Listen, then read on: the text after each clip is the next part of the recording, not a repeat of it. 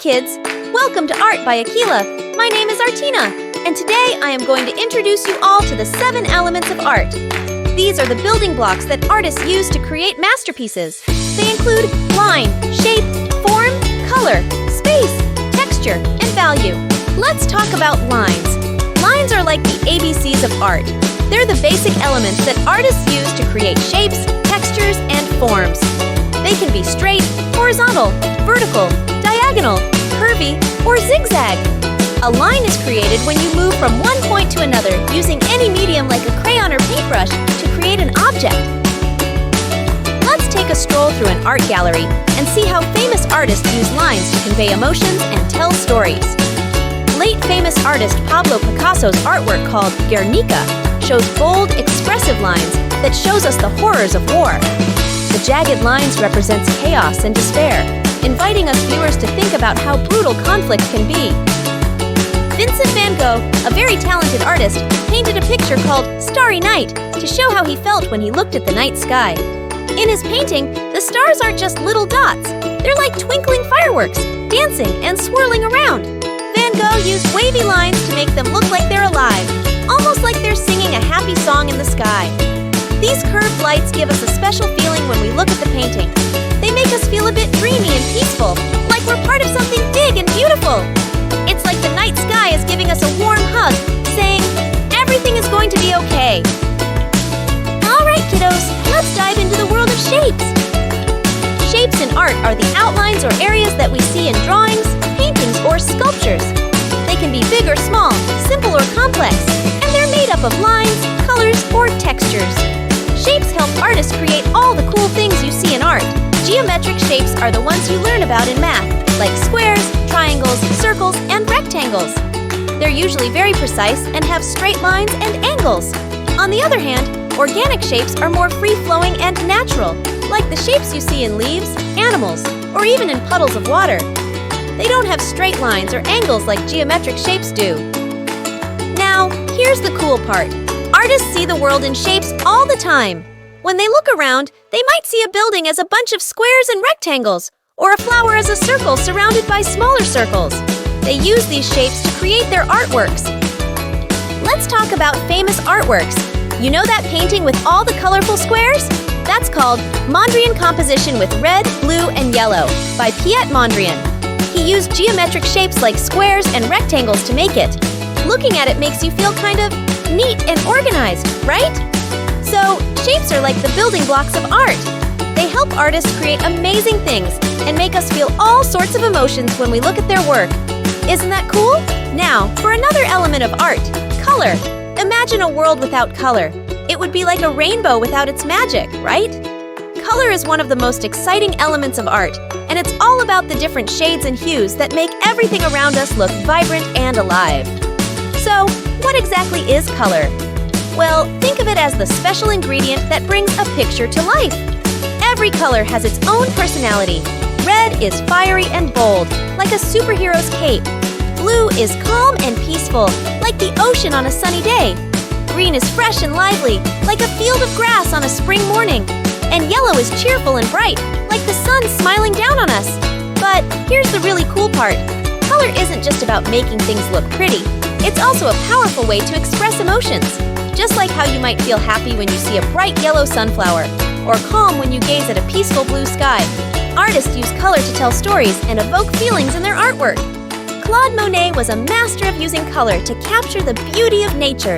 In his series of paintings, Water Lilies, he used soft and gentle colors to show the peacefulness and tranquility of the water garden.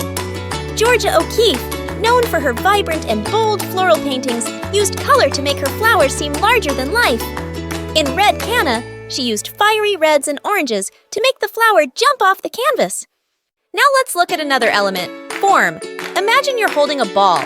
You can feel its roundness, right? That's because the ball isn't flat like a piece of paper. It has shape and volume. In art, we call this shape and volume form. Form is all about making things look 3D, like they could pop off the page or out of the sculpture. So, why is form important?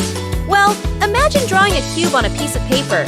If you just draw the sides without making it look like it has depth, it might look more like a square than a cube. But if you add shading to make some sides darker and others lighter, suddenly the cube looks like it's jumping off the page. That's the magic of form. It makes things look real and lifelike. Now let's talk about how form helps famous artists. Take Michelangelo, for example. He was a master sculptor who created incredible statues like David. Michelangelo used form to make his sculptures look so realistic that it feels like they could start moving any second.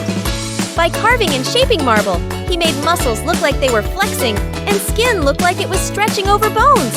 And then there's Pablo Picasso, a famous painter. He loved to play with form in his paintings. Sometimes he'd paint people with eyes on different sides of their faces or with twisted bodies. This made his art look super unique and interesting. Let's dive into the wonderful world of space and art. First off, space and art isn't about planets and stars like in outer space, although that can be a part of it sometimes. In art, space refers to the area around, between, and within things, in a picture or sculpture. Think of it like the air between objects or the distance from one thing to another. Now, why is space so important in art? Well, it helps create a sense of depth and dimension in a piece. Imagine if everything in a painting was squished together with no space between objects. It would look pretty crowded and confusing, right? Space helps us understand where things are in relation to each other and gives artworks a sense of realism. There are two main types of space in art: positive space and negative space. Positive space is the area taken up by the objects in the artwork, like a person, a tree, or a house.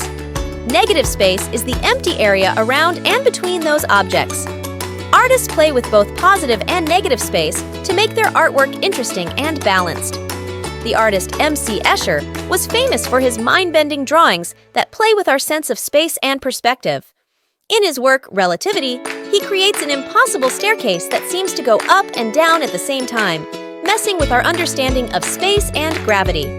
So, space in art isn't just about what's there, it's also about what's not there. Artists use space to create depth, balance, and even to mess with our minds a little bit. It's a super important element of art that helps bring their creations to life. Now let's focus on another element: value. Value in art refers to how light or dark something is. Imagine a grayscale from white to black, with various shades of gray in between. That's value! It's like using shadows and light to create different feelings and effects in a painting or drawing. Why is value important in art? Well, it helps artists add depth, dimension, and contrast to their artwork. For example, if you want to make something appear closer, you can make it darker.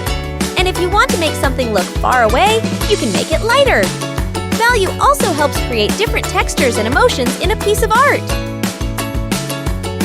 Edvard Munch was a Norwegian artist known for his expressive paintings. In his iconic work, The Scream, he used value to convey a sense of fear and anxiety. The dark, swirling sky and the bright, screaming figure create a stark contrast that captures the intense emotions of the scene. Now, let's head on into texture in art. Imagine you're touching different things, like the soft fur of a puppy, the rough bark of a tree, or the smooth surface of a shiny toy.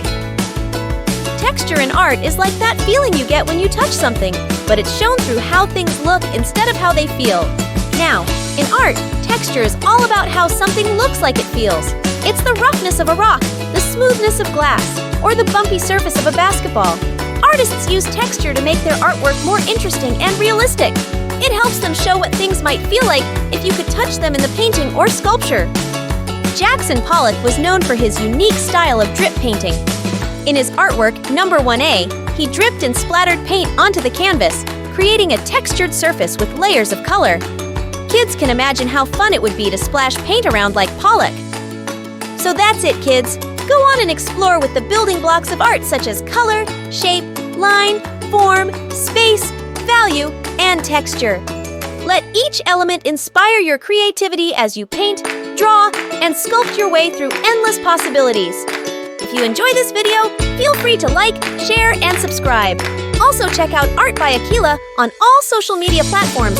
See you all in a next video.